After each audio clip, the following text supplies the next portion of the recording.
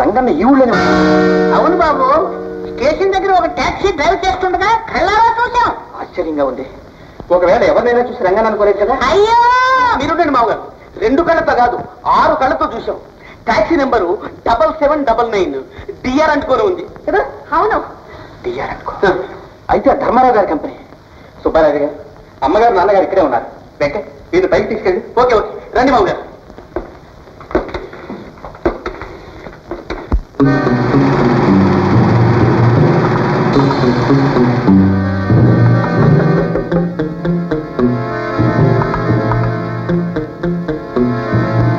ఇదేమిటి సార్, ఎక్కడికో వెళ్ళాలని హఠాత్తుగా ఎక్కడ దిగిపోయారు? నీకు అనవసరం వెళ్ళు.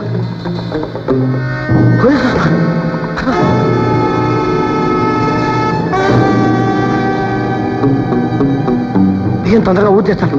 త్వరగా పోయి పోలీసు వస్తాను. పోనీ పోయి.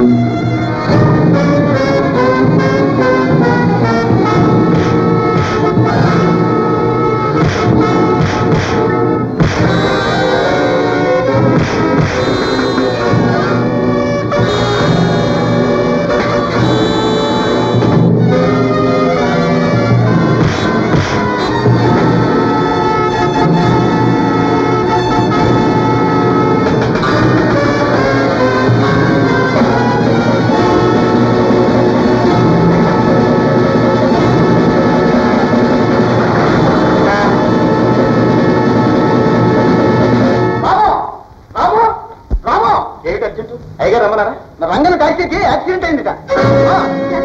అవునమ్మా, మీ అన్నయ్య గారి అర్జెంట్గా తీసుకురామని మేనేజర్ చెప్పారు. అబ్బాయి వెళ్ళదు కదా? వారికి ఏం తెలుస్తుందమ్మా, నేను వెళ్ళొస్తాను.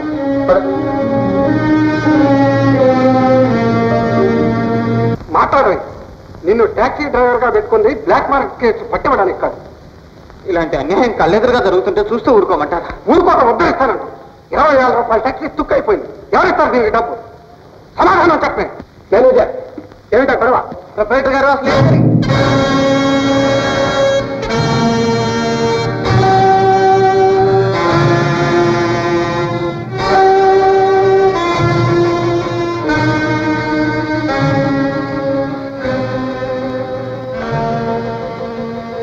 ఆశ్చర్యంగా చూస్తున్నావే బావా, నేనే నీ వాసన.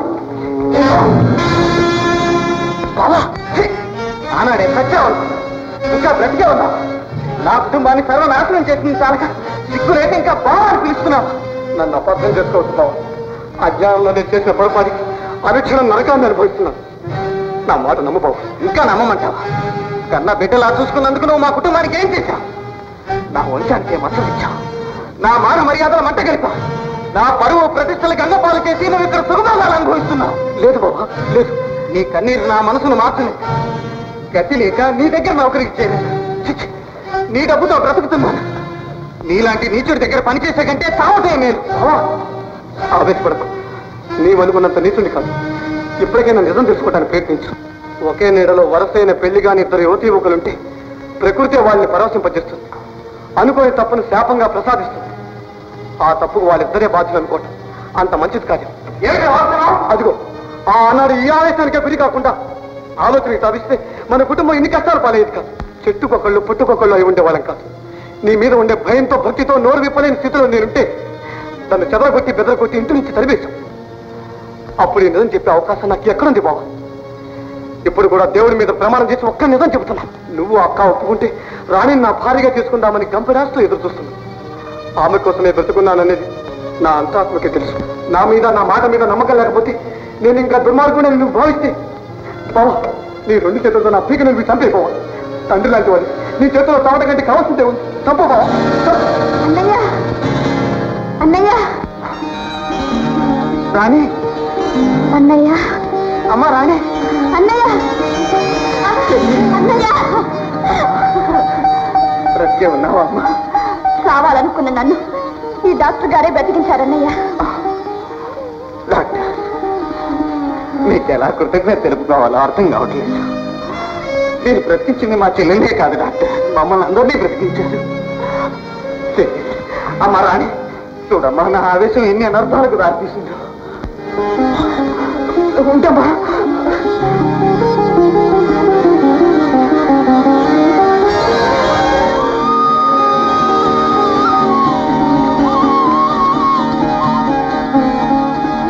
చందమామ లాంటి నీ ముఖారం లేదమ్మా.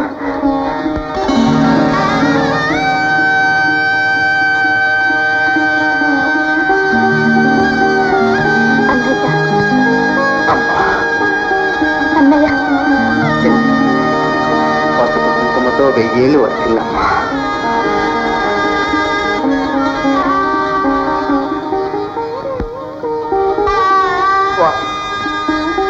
చిన్నవాడివైనా నువ్వన్న మాటల్లో చాలా అర్థం. తప్పు మీది కాదు బాబు, నాది. ఆనాడు నువ్వు కారు కింద పడి చచ్చిపోయావనుకుని నా చెల్లెలు బొట్టు తుడిచి విధవన చేశాను. నీ చల్లని చేతులతో ఈ పూలు నా చెల్లెలి తల్లో తిరిగి నేను చేసిన పాపానికి ఉపశాంతి కలిగించు బాబు. బావా, రా బాబు.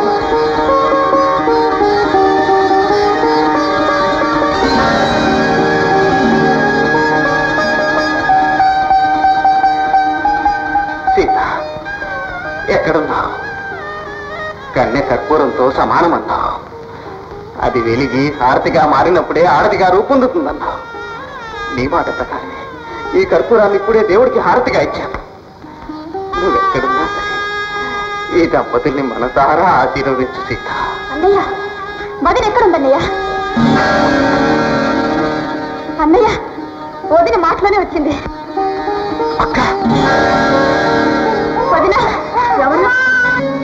అమ్మా రాణి, ఈమె మీ వదిన కాదమ్మా. అనాథరమై తిరుగుతున్న నన్ను బిడ్డను చేరదీసి కాపాడిన దేవత మన రాము చెల్లెలు. అయితే వదిన ఎక్కడుందన్నయ్య? పసుపు కుంకుమతో ఈ లోకాన్నే విడిచి వెళ్ళిపోయింది. వదిన అక్క,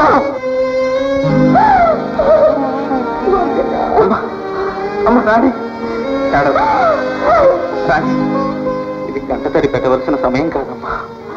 వదిన ఏ లోకంలో ఉన్నా ఇప్పుడు ఆనందిస్తూనే ఉంటుందమ్మా. రాధా, మీ అన్నయ్య నువ్వు నాకెంతో సహాయం చేశారు. అందువల్లే నా వాళ్ళందరినీ కలుసుకోగలిగాను.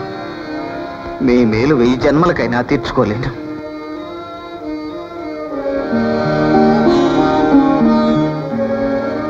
అందరి దగ్గర సెలవు తీసుకుంటున్నాను. అన్నయ్య బావా, నన్ను ఆపడానికి ఎవరూ ప్రయత్నించు. అన్నయ్య పెంచిన ప్రేమ తక్కువైంది కాదు. బాబు లేకుండా నేను బ్రతకలేదు అన్నయ్య. చూడరంగన్న, నీ బిడ్డని ప్రాణంగా చూసుకున్న అమ్మాయిని బాధపెట్టడం న్యాయం అంటావా? బిడ్డనిచ్చి నా మాటని తిరిగిచ్చే తీసుకోమ్మా.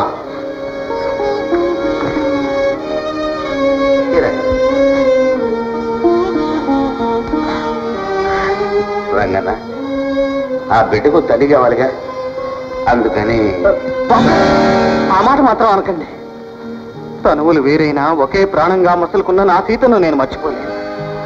ఆమె నిద్రిస్తున్న నా గుండెల్లో వేరొకరికి చోటు ఉండదు, ఉండకూడదు. నిజమైన ఆడదానికి ఒకే భర్త, నిజాయితీ అయిన మగవాడికి ఒకే భార్య. ఇదే నా జీవితానికి ఆదర్శం. నిజానికి రాధ నా చెల్లెల్లాంటిది. నా చెల్లెలు రాణి లేనప్పుడు ఆమె స్థానంలో నిలిచి నన్ను కాపాడింది. వయస్సులో ఉన్న చెల్లెల పట్ల అన్న బాధ్యతలేమిటో ఇప్పుడు బాగా తెలుసుకున్నాను. అందుకే ఈమె గురించి మిమ్మల్ని ఒక కోరిక కోరాలనుకుంటున్నాను. ఏమిటి రంగన్న, సంశయించకుండా చెప్పు. నీ మాట నేనే కాదు, ఇక్కడ ఎవ్వరూ కాదంట. ఒకనాడు గుణవంతురాలు పేదరాలు అయిన పిల్లనే మీ కోడలుగా చేసుకోవాలనుకున్నారు. అవును కదా? అవును. అలాంటి గుణవంతురాలు నా చెల్లెల్లాంటి రాధను మీ కోడలుగా చేసుకోమని ప్రార్థిస్తున్నాను. తాను ఒకటి తలిస్తే దైవం ఒకటి తలిచాడని. సరే రఘు, నీ అభిప్రాయం నైనా ఆ విషయం ఎప్పుడూ చెప్పాను. ఇక నా ఇష్టం నీ ఇష్టం కదా రంగన్న. నువ్వు మధ్యలో మాణిక్యాన్ని నీ ఇష్ట ప్రకారమే నీ పెళ్లి నీ చేతుల మీదగానే జరిగింది. బాబు గారు, నేనెంత అదృష్టవంతుని బాబు గారు. రాము, నీ ఉద్దేశం ఏమిటి? నీ సదుద్దేశాన్ని కాదనే శక్తి మాలో ఎవ్వరికీ లేదు. ఇంతవరకు నా ఒక్కరికే జీవన మార్గం చూపావనుకున్నా. కానీ నా చెల్లెలు బ్రతుకే వెలుగుబాటును చూపిన సకృదేవుడి. బాబుగారు అన్నట్టు నిజంగా నువ్వు మట్టిలో మాణిక్యానికి రంగన్న. హ్యాపీ మీటింగ్ అయ్యా, అందరూ ఉన్నారు. కుయ్యా, ఏమిటండి ఆ పొలికేకలు? రండి బాబు గారు, రండి. వచ్చేసావు బాబు గారు. ఆ చేతితోనే ఈ చిరకాలు